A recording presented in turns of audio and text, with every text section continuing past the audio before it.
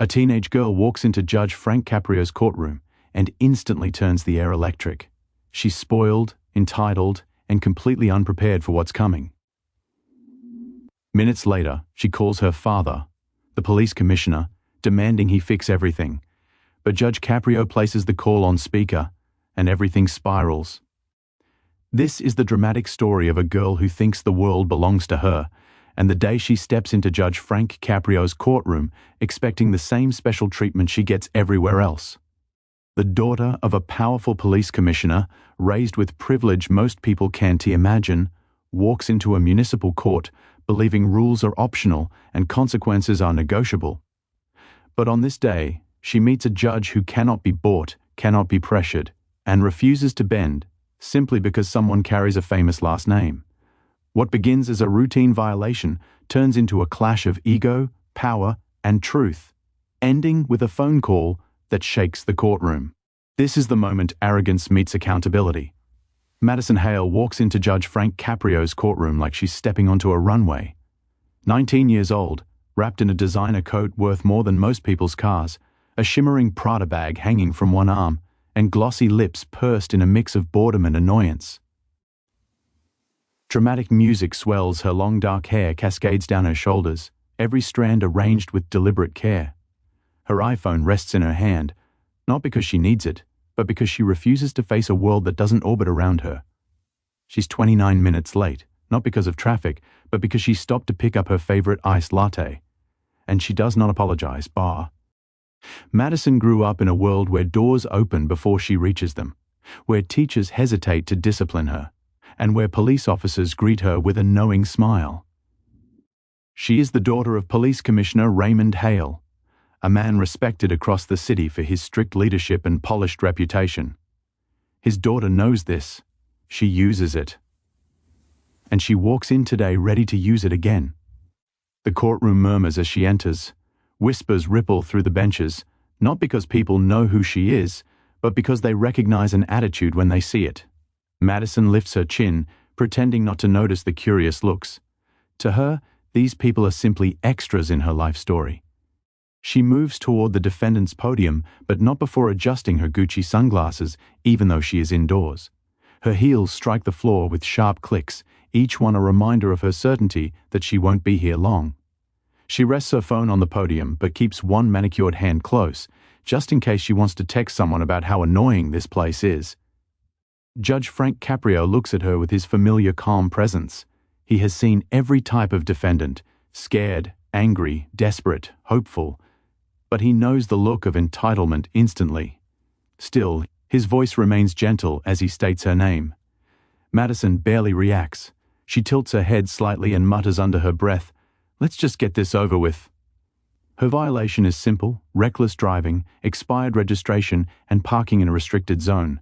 But the attitude with which she stands there transforms small infractions into something far heavier. The judge begins speaking, but Madison interrupts without hesitation. "That's not accurate," she says in a sharp, dismissive tone. "I wasn't driving recklessly. My car is fast. People always think I'm going fast. They're just jealous." The courtroom stiffens. A few gasps break through the tension. Courtroom gasps. Judge Caprio pauses. He doesn't raise his voice. He doesn't change his expression. He simply continues. He explains the details again, but Madison rolls her eyes. She taps her acrylic nails on the podium. She sighs loudly as if the entire process is beneath her. She even mutters, "This is ridiculous," more than once. Then she drops the bomb. "You know my dad is the police commissioner, right?" The room freezes. The temperature seems to shift. Some people lower their heads, others stare at her in disbelief. A few lean back, waiting to see how Judge Caprio reacts. Madison says the words with the confidence of someone who has never faced real consequences. She fully expects the judge to nod, soften, and wave her out with a warning. She even smirks, convinced she has just shortened her visit to a mere few minutes. But Judge Caprio doesn't react the way she expects. His voice stays steady, his posture stays firm. His heart, however, feels a tightening, not from intimidation, but from disappointment. In a courtroom built on equality, he knows entitlement is poison. Madison misinterprets his silence. She leans forward. "I can call him," she says, almost proudly. "He'll explain everything. He knows I wasn't doing anything wrong." There is a brief hush. a stillness so complete it almost hums. And then Madison actually takes out her phone.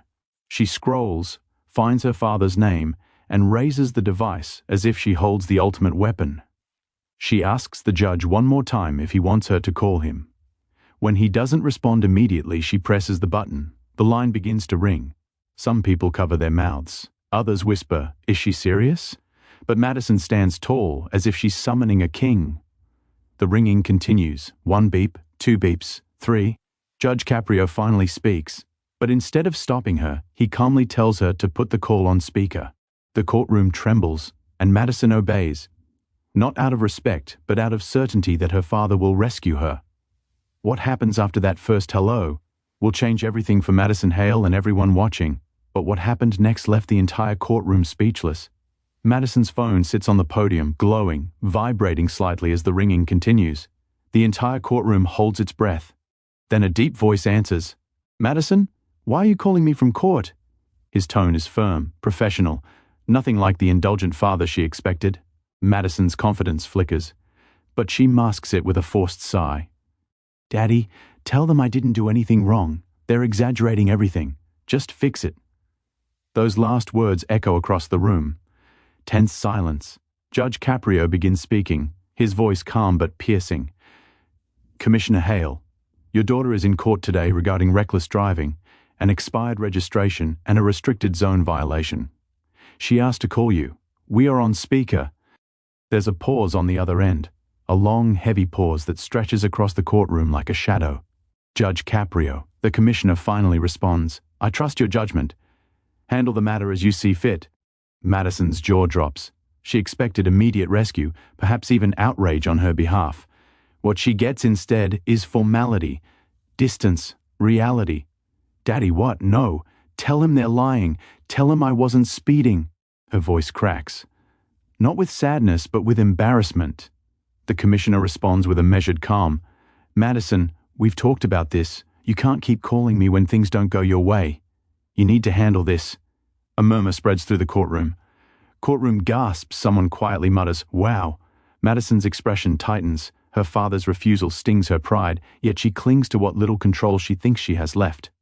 "This isn't fair," she snaps. "Why are you taking their side? They're just trying to make me look bad." Her father's tone shifts, firmer, colder. "No one is trying to make you look bad. Actions have consequences. Stay respectful. Let the judge do his job."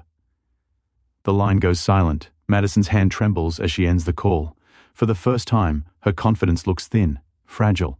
The room feels different now, not mocking her, but watching her fall back into reality. Judge Caprio gives her a moment. Then he gently asks, "Madison, do you have anything else you'd like to say before I proceed?" She exhales sharply. "This whole thing is blown out of proportion. I wasn't endangering anyone. People like to make things dramatic. It's not my fault they don't know how to share the road." Her insistence only tightens the tension. Judge Caprio reaches for the citation file. He reads a sworn statement from the reporting officer. Nothing inflammatory, nothing emotional, simply the words of someone describing a car weaving between lanes, accelerating past a school zone, and skidding into a restricted area near a fire hydrant. Madison interrupts again. "That officer hates imported cars. I've heard him say it." The statement rings hollow. Even she seems to know it. The judge continues, explaining that 3 community reports came in that same afternoon. Parents walking their children home felt unsafe. A local shop owner claimed a speeding BMW nearly hit his display cart. Madison folds her arms tightly across her chest. "They exaggerate everything. People love drama. They probably recognized my car and wanted attention. But here's the question hanging in the air. How long can someone blame the world before finally acknowledging the truth staring back at them?" Judge Caprio asks whether she wants to provide her own account. She responds with a dismissive shrug. "I was just in a hurry. Everyone drives fast. It's not a big deal. My dad always says people should mind their own business." The room shifts again. Her words land with a dull thud, revealing more entitlement than she realizes. Judge Caprio opens the next page, a record of prior warnings. 3 times that year, Madison had been cautioned about speeding near schools. 2 of those warnings included notes that she laughed during the interaction. The judge reads them without accusation, without theatrics, just facts. Madison's face tightens. They were just warnings. Warnings don't mean anything. If it was serious, they would have done something. A soft gasp spreads through the benches. Even those who entered the courtroom disinterested now lean forward. Something about this girl's refusal to face reality is almost heartbreaking. Beneath the arrogance, there is a young woman who has never been forced to stand on her own. Judge Caprio speaks again. Warnings are given in the hope that future behavior will change. They are not meant to be forgotten. Madison looks away. Her breathing grows uneven. It's not fear, it's frustration. No one has ever spoken to her like this. No one has ever held her accountable. Then Judge Caprio mentions one final detail, a voicemail left by a concerned elderly man saying, "A girl in a dark blue BMW nearly hit my wife. Please do something before someone gets hurt." The courtroom grows still. Madison's posture loosens. "That didn't happen," she whispers. "People lie." Her voice sounds smaller, less certain, almost human, around 800 to 1,000 words. Engagement prompt required. Drop a comment below if you've ever seen someone believe their last name makes them untouchable. Judge Caprio closes the folder and prepares to deliver a warning, but something shifts in Madison's expression. A spark of anger, a flare of entitlement. She leans forward, her voice trembling with indignation. "All of this is fake. People always go after me. You're just doing this because you think I'm entitled." His calm gaze meets her fire. "Madison, I think you're someone who has been given every opportunity to choose better." She shakes her head. "No, you don't get it. None of you get it." But the judge does understand, and he is about to say something that will cut through every layer of her defenses, and his next words will shatter the last piece of her arrogance. Madison stands frozen at the podium, her pulse pounding harder than the silence settling over the courtroom. Her bravado flickers, then fights its way back, burning through her eyes like a final spark refusing to die. Judge Caprio's calm presence only amplifies her turmoil. He waits. He always waits, not to punish, but to let truth rise on its own. When he finally speaks, his voice is steady. "Madison, responsibility is not a punishment, it is a sign of maturity." His tone hits her harder than any yelling could. She isn't used to calm authority. She's used to control, to bending situations, to blaming others until they yield. But right now, nothing bends. Nothing breaks except the persona she clings to. Madison's breathing sharpens. "You don't understand what it's like," she fires back. "People expect everything from me. My dad expects perfection. I can't mess up. If I slow down, if I make mistakes, everyone jumps on me. Everyone says I'm spoiled. People judge me before they even know me." Her voice cracks, not out of vulnerability she intended to share, but frustration she can't hide anymore. Judge Caprio listens without interrupting. He hears more in her tone than in her words, the exhaustion, the pressure, the bitterness that grows when someone is treated like royalty but feels like a prisoner. "I didn't choose to be the commissioner's daughter," she continues. "People treat me different. Teachers give me looks, cops whisper things, strangers act like they know everything about me. So yeah, maybe sometimes I act like I don't care. It's easier." Whispers ripple across the room. A few people shift uncomfortably. This is not the spoiled arrogance they expected. This is something much heavier. Judge Caprio folds his hands. "Madison, you are not responsible for the expectations others place on you, but you are responsible for how you respond to them." His words land like a gentle weight, firm, undeniable, impossible to shake off. Madison's chin trembles just slightly. She looks away, fighting whatever rises inside her. "You think I want this?" she mutters. "I get invited to events. I wear the stuff people think I love, but no one ever asks what I actually want. It's like my life got handed to me already written." A woman in the back wipes a tear. Someone else sighs softly. The judge speaks again, more gently this time. "You have more freedom than you realize, and more responsibility than you've ever accepted." Madison's eyes harden again. "And what about the people who exaggerate? The people who call in lies? The people who hate my father? What about them?" Her voice lifts louder than she intends, echoing through the small room. Here comes the rhetorical question moment. Around 300 to 350 words. How long can someone run from accountability before they realize the escape route only leads back to themselves? Judge Caprio leans forward slightly. "You cannot control what people say, but you can control your decisions, and right now your decisions are what brought you here." Madison bites her lip, anger swirling with shame. She clutches the podium so tightly her knuckles turn pale. Then something unexpected happens. From the front row, a soft voice speaks up, the elderly man whose wife had been nearly struck. Not loudly, not angrily, with trembling sincerity. "Judge, may I say something?" The judge nods. The man stands, his hands shaking slightly. "I'm not here to punish this young lady. I only called because I was afraid. My wife uses a cane. When that car swerved, she got scared. I got scared. We just want to be safe." Madison turns slowly toward him. Her expression changes, not dramatically but subtly. Her arrogance softens, replaced by something she's not used to feeling, discomfort mixed with clarity. The man continues, "I'm sure she didn't mean harm, but fear sticks with you when you're old. My wife still talks about it." Madison swallows hard. For the first time, she responds without attitude. "I didn't know someone got scared. I didn't do it on purpose." Her voice is quieter now. The man offers a small nod, not angry, just human. "That's all we wanted you to understand." The courtroom falls into a thick silence, not heavy with judgment but with truth finally settling. Madison's face flushes with a complicated swirl of emotions, guilt, realization, maybe even regret. Judge Caprio speaks again. "When we act without thinking, we often touch lives we never meant to touch. That is why we must understand the impact of our actions." Madison lowers her gaze. Her breathing steadies. Her walls finally begin to crack. Like this video, if you believe everyone deserves one moment that changes their life for the better. Hit that subscribe button if you want more powerful courtroom stories like this. The judge isn't done. He gently asks Madison a simple question. "What do you want to happen next?" Her answer doesn't come quickly. It doesn't come with confidence. It doesn't come with entitlement. It comes with vulnerability. "I don't know," she whispers. "For the first time, I don't know." Her voice breaks, just slightly. Enough for the entire courtroom to feel it.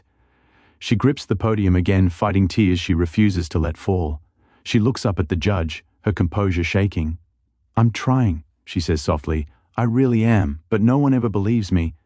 Judge Caprio leans back, studying her with a mixture of empathy and resolve. He's about to reveal a truth she has never heard, one that may break her down completely or set her free. And the truth he delivers next will strike deeper than anything she has ever faced. A heavy silence hangs over the courtroom, thick enough to feel in every breath. Madison stands there, heels planted, shoulders tense, eyes glassy, as if she's bracing herself for a storm she never expected to face. Judge Frank Caprio studies her not with anger, but with the calm intensity of someone who understands more than he says. When he finally speaks, his voice is deep and steady. "Madison, people do not distrust you because of your last name. They distrust you because of your choices." The words drift through the courtroom like a slow echo. Madison stiffens. Her jaw tightens. She looks ready to argue again, but for the first time, nothing comes out. Judge Caprio continues, his tone neither harsh nor gentle. Simply true. "Your father is a respected man. Not because of his title, but because of what he stands for. I have known him for many years. He treats people with kindness, fairness, and dignity, even when it is difficult." Madison looks up sharply, surprised. The judge nods. "Yes, I know him. And I know something else too. He did not raise you to lean on his name. He raised you to stand on your own." Her breath trembles. She opens her mouth, then closes it. Her confidence has nowhere left to hide. A ripple passes through the audience, sympathy mixed with curiosity, judgment mixed with understanding. Madison feels every stare, but this time they don't anger her. They weigh on her, pushing her to confront truths she has avoided for years. Judge Caprio leans forward. "You think no one understands you, but you have never given anyone a chance to." His voice softens. "You push people away with this armor of arrogance. You use it as protection, but all it does is build walls around you, high walls, lonely walls." Madison swallows hard. "Maybe," she whispers, "maybe it's easier that way." He shakes his head gently. "Easier is not always better, and better is not always easy." The courtroom grows still again, waiting for the moment to unfold. Here comes the required rhetorical question, around 300 to 350 words. How does someone learn who they truly are if they spend their life pretending to be someone they're not? Judge Caprio shifts his tone, not angry, not disappointed, purposeful. "Madison, privilege is not a curse, but it becomes one when it blinds you. It is not your father's name that creates distance between you and others. It is the belief that rules do not apply to you. Madison lowers her head. Her hair falls forward, trying to shield her expression, but no shield works anymore. She wipes a single tear before it falls, hoping no one notices. They notice. But they don't judge it. He continues, "You are intelligent, you are capable, you have everything you need to succeed in life. Yet you stand here today, not because you lack potential, but because you lack direction." Madison looks up again, eyes trembling. I don't know how to fix that, she admits, barely audible. His voice softens even more. You start by acknowledging the people around you, by respecting their lives, by understanding that your choices affect others, even strangers you may never meet again. Another wave of quiet emotion rolls through the courtroom. The elderly man from earlier places a gentle hand on his chest, touched by the moment. Judge Caprio continues, "You nearly hurt someone, Madison, not because you are cruel, but because you are careless." Madison nods slowly. "I didn't mean to," she says, her voice trembling. "I swear, I didn't mean to hurt anyone." "I believe you," the judge replies. "But meaning well is not enough. Meaning well does not erase consequences. Meaning well does not erase fear. Meaning well does not erase danger." Madison closes her eyes, letting the truth carve its way deeper than pride ever allowed. Then the judge delivers the line that knocks the final pillar out from under her. "You asked earlier why your father didn't defend you. It is because he wants you to grow, and he knows growth only comes from facing what you have done, not escaping it." Madison presses her lips together tightly. Her voice breaks as she whispers, "I don't know if I can do that alone." Judge Caprio shakes his head. "You do not have to do it alone, but you must be the one to start." A long pause, a powerful silence. Then gently the judge asks, "What would you say to the people affected by your choices today? If you could speak to them from your heart, not from anger, not from pride, but from truth?" Madison clears her throat, voice trembling. Something inside her begins to shift, slow but unmistakable. But before she speaks, the judge lifts a hand. "One more thing." The room leans forward. Madison lifts her eyes. His tone deepens, steadies, anchors the room. "I am about to decide your fate today, Madison, and what you say next will matter more than anything you've said before." Her breath catches.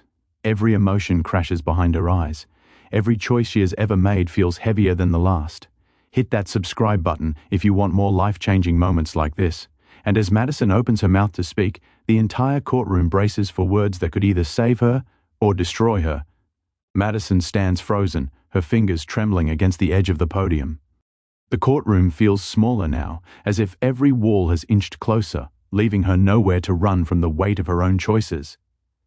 She inhales slowly, exhales shakily, and for the first time since she entered, she speaks without armor. "I'm sorry," she begins. Her voice cracks, fragile but sincere. To the man in the front row, and his wife. "I didn't know I scared you. I didn't know anyone felt unsafe because of me." She looks down, her hair falling forward like a curtain hiding her shame. "I shouldn't have been speeding. I shouldn't have ignored the warnings. I kept telling myself it didn't matter because nothing bad had happened yet. I never thought about the people around me. I never thought about how it felt for them." The elderly man nods gently, eyes softening with compassion. Madison continues, "I always thought people blamed me for things just because of who my dad is. And maybe sometimes they did. But that doesn't excuse my behavior. I acted like rules didn't matter because I thought I could get away with anything. And that's wrong." A hush fills the courtroom. No arrogance, no excuses, just truth, raw and unfiltered. She lifts her head, tears brimming. "I know saying sorry doesn't fix the fear I caused, but I mean it. And I want to do better. I need to do better." Her voice softens. "I don't want to keep disappointing my dad, or myself." Judge Caprio lets her words settle, giving them the gravity they deserve. When he finally speaks, his tone is thoughtful, as if weighing the human being in front of him rather than the citations on paper.